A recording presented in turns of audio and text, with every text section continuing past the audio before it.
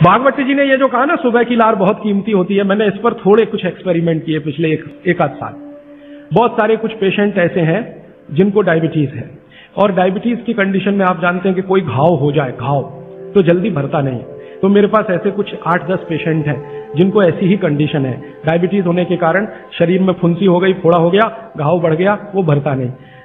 मैंने उनको दवाएं बंद किया होम्योपैथी का। फिर मैंने कहा भैया, भागवती जी ने कहा कि सुबह की लार बहुत कीमती है, तुम ऐसा करो सुबह उठते ही जो लार है ना उसको लगाओ तुम्हारे घाव पे, और आप देखेंगे चमत्कार।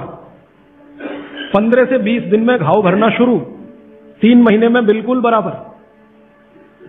एक तो मेरे पास गैंग्रीन का पेशेंट है, गैंग्रीन हुआ, डॉक्टर कहता था पैर काटना ही पड़ेगा इसका, कुछ होता नहीं अभी। और कोई, उसने बेचारे ने साल भर लार लगा लगा के ही अपना ठीक कर लिया। तब मेरे समझ में आया कि जानवर हमसे ज्यादा होशियार, चोट लगते ही वो चाटना शुरू कर देते।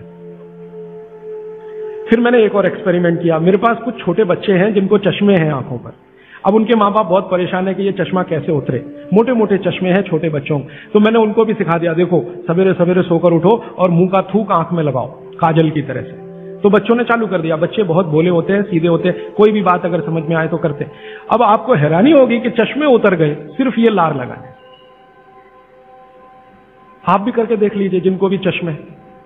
बस अंतर इतना है कि बच्चों को जल्दी उतरे, आपको थोड़ा देर में उतरेंगे लेकिन उतर जाएंगे। उम्र ज्यादा बढ़ेगी तो थोड़ा दिन करना पड़ेगा, कम उम्र में बहुत जल्दी उतर जाए। आंखों की रोशनी बढ़ानी है तो मुंह की लार सुबह सुबह की आंखों में लगाइए काजल की तरह से। और एक बताता हूं, एक बीमारी आती है जिसको हम कहते हैं कंजक्टिवाइटिस, आंखों की बीमारी है। अक्सर उसमें आंखें लाल हो जाती हैं, आंखों में बहुत जलन होती है, जैसे खून उतर आया हो आंखों में, वो कंडीशन हो जाती है।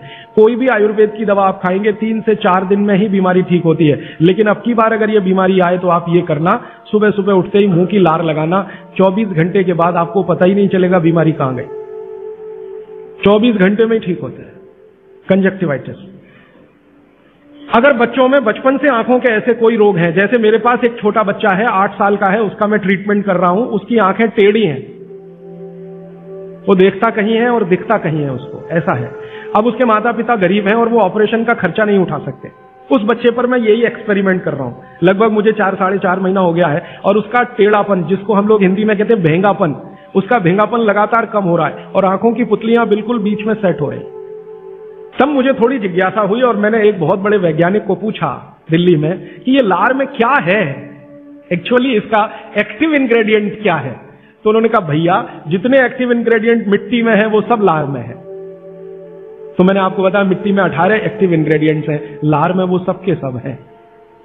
इसलिए लार शरीर के लिए बहुत ही कीमती है, बेशकीमती है, इसको कभी नष्ट नहीं करना। इसकी मदद से आप बहुत सारे रोग ठीक करते हैं। और 2-4 बातें बता दूं क्या क्या रोग और ठीक कर सकते हैं। आपके शरीर में कोई दाग हो गया, धब्बा हो गया, जैसे जल गए, जलने का दाग होता है ना, उस पर नियमित रूप से सवेरे की लार की थोड़ी थोड़ी मालिश करते रहिए। 6-8 महीने में धब्बा बिल्कुल साफ हो जाए, जले हुए का धब्बा।